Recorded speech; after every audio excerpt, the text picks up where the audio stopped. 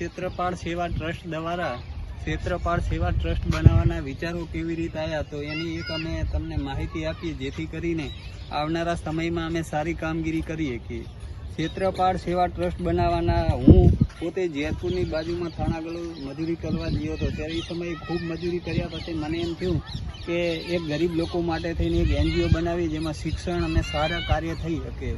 તો મેં ક્ષેત્રપાળ સેવા ટ્રસ્ટની 2000માં સ્થાપના કરી અને 2000 સુધી જે કરેલ કામગીરીની તમને એક નજરઅંદાજ કરી શકો. તો આપ સંસ્થાની વિગતવાર માહિતી આપું. સેવા સંસ્થા દ્વારા આંગણવાડીના બાળકોને દૂધ વિતરણ, ગરીબ બાળકોને કપડાં, જરૂરિયાતમંદ બાળકોને કરિયાણાની કીટ, તેમના માતા પિતા સાથે કીટ, મીઠાઈ વિતરણ કરેલ છે.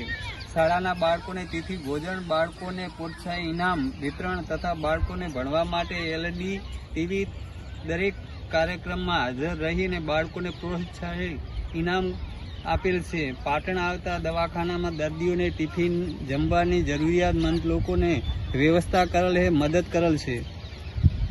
અત્યાર સુધીમાં 1180 ટિફિન ફ્રી સેવામાં આપેલ છે. પાટણ માટે મદદ કરેલ તથા બોર્ડની પરીક્ષાઓમાં રહેવા જમવાની વ્યવસ્થા કરેલ. પરીક્ષાની તૈયારીઓ કરતા વિદ્યાર્થીઓને પણ મદદ કરેલ. તલાટીની પરીક્ષામાં ભાઈ બહેનોને રહેવા જમવાની 30 લોકોની જમવાની વ્યવસ્થા કરેલ. તેમાં મુખ્ય દાતા RJ આહિર રામ સાહેબ ગોલાપુર PI હતા. ક્ષેત્રપાળ સેવા ટ્રસ્ટ દ્વારા 5000 વૃક્ષોનું વાવેતર કર્યું હતું અને બીજા પણ અમે જે ટૂંક સમયમાં વાવેતર કરી અને આગળનો કાર્યક્રમ કરશું. તથા 6000 ચકલીના માળાનું વિતરણ કરેલ, 2000 પાણીના કુંડનું વિતરણ કરેલ તથા ચણ માટે ફીડ બેગ કરેલ. ઠંડા પાણીની પરબની વ્યવસ્થા કરેલ. બરોડા RCTમાં ચાલતા રોજગારલક્ષી કાર્યક્રમોમાં ક્ષેત્રપાળ સેવા ટ્રસ્ટ દ્વારા 510 દીકરીઓને લગતી તાલીમ અપાવેલ છે અને તેમને મદદ કરેલ છે. નાના બાળકોને દફતર, ચોપડા વિતરણના કાર્યક્રમો કરેલ છે. આપણા કાંઠાના વિસ્તારને ધ્યાને રાખીને ગોત્રકા મુકામે ટૂંક સમયમાં સેન્ટર બનાવવાનું આપણે આયોજન કરી રહ્યા છીએ.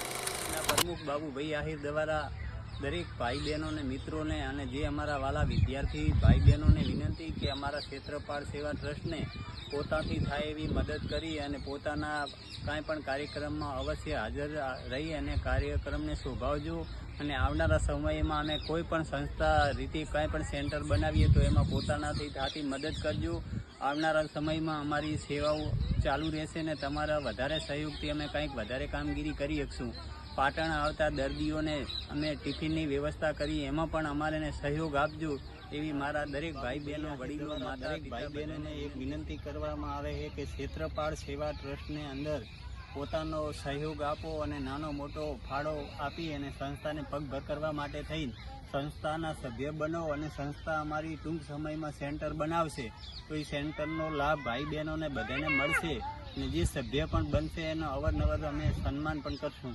તો ક્ષેત્રપાળ સેવા ટ્રસ્ટ વતીથી વિનંતી.